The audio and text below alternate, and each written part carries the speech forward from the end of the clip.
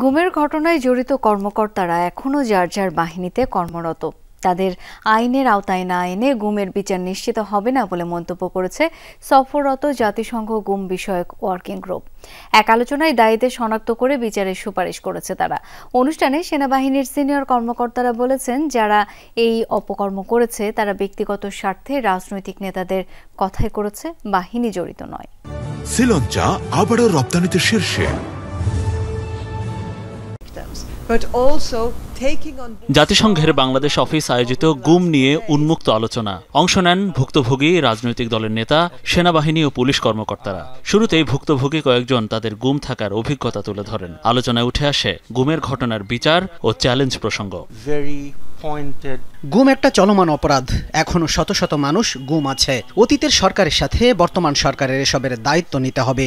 ভুক্তভোগীরা যতদিন গুম থাকবেন ততদিন সংশ্লিষ্ট সরকার এসবের জন্য দায়ী থাকবেন। আমার মনে হয় সেনাবাহিনী সরাসরি জড়িত না থাকলেও ডিজিএফআই ক্যান্টনমেন্টের পাশে থেকেই এসব করেছে। তাই অভিযুক্তদের শনাক্ত ও বিচারের স্বার্থে সেনাবাহিনীর কিছুটা দায়িত্ব নেওয়া উচিত।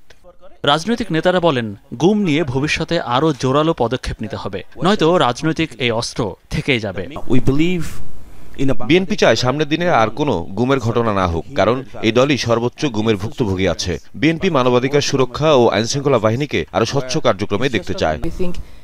আমরা এমন একটা দিন দেখতে চাই না যে বিনা কারণে রাস্তা থেকে কোনো বাহিনী কাউকে কালো গাড়িতে ধরে নিয়ে যাচ্ছে। রাজনৈতিক নেতা থেকে শুরু করে যেসব কর্মকর্তা এর সাথে জড়িত তাদের বিরুদ্ধে তদন্ত হোক। অংশ নিয়ে বাংলাদেশ সেনাবাহিনীর জ্যেষ্ঠ কর্মকর্তারা তাদের বাহিনীর পক্ষ থেকে অবস্থান তুলে ধরেন।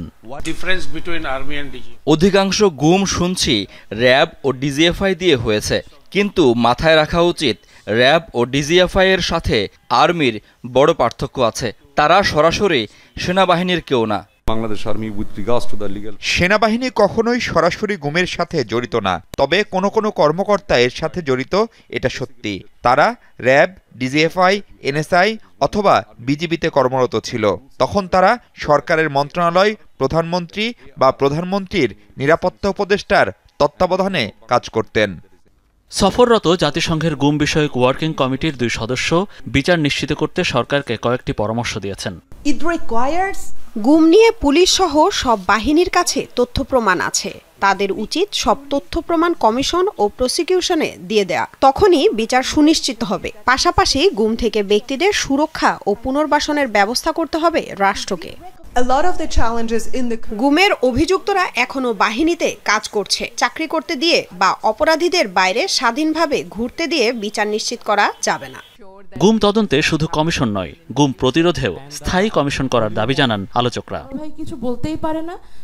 মনিরুল ইসলাম, যমুনা নিউজ, ঢাকা।